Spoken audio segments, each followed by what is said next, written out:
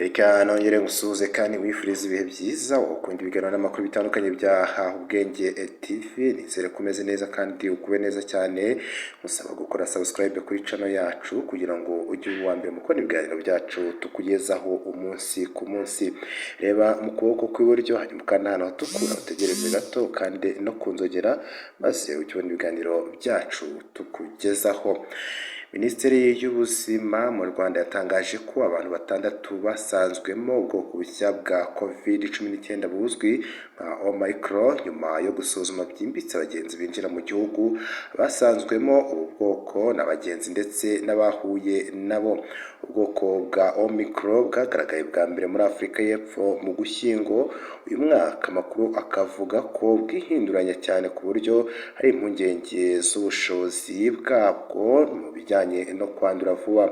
Minisiteri y'Ubuzima yaboneyeho gusaba Abanyarwanda bari hejuru y'imyaka 12 gukomeza kwitabira ibikorwa byo kwikingiza kuko aribwo buryo burambye mu kwirinda ubwoko bushya bwa COVID-19.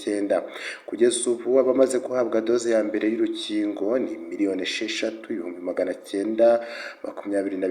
6,925,192 mu gihe abamaze guhabwa doze ya kabiri y'urukingo ari 4,459,242. Abamaze guhabwa doze ishimangira ni abantu 27,220.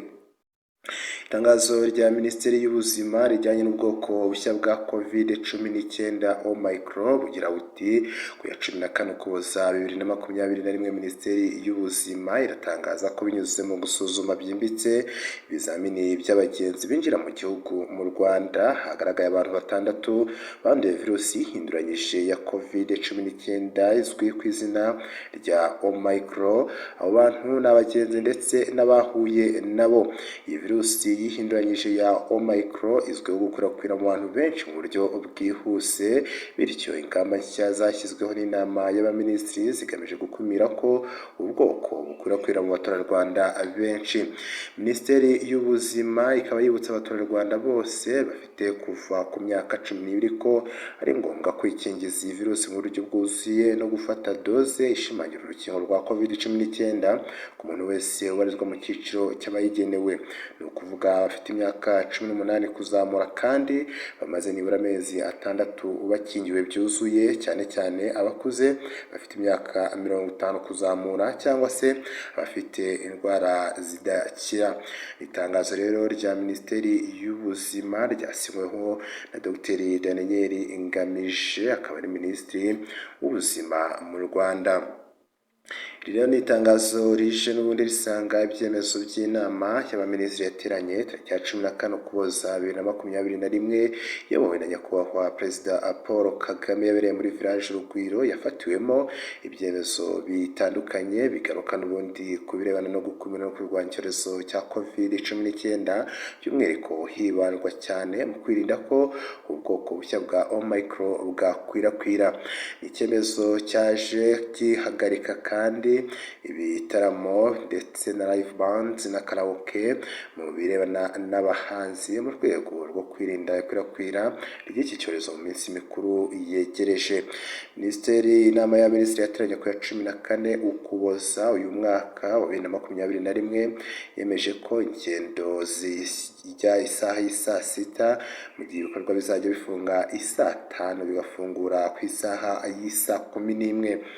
Inama y'abaminisitiri kandi yavuze ko abagomba kwitabira ibirori bazakomeza kubyitabira ariko hubahirizwa amategeko yo kwirinda COVID-19, aho nko gushyingura abantu 30 aribo bazajya bajya ku kiriyo naho 50 bajye mu ishyingura, mu gihe kandi abakoze ibirori bategetswe gukora ahantu hitaruye mu rwego rwo guhangana n'ikwirakwira ry'iki cyorezo.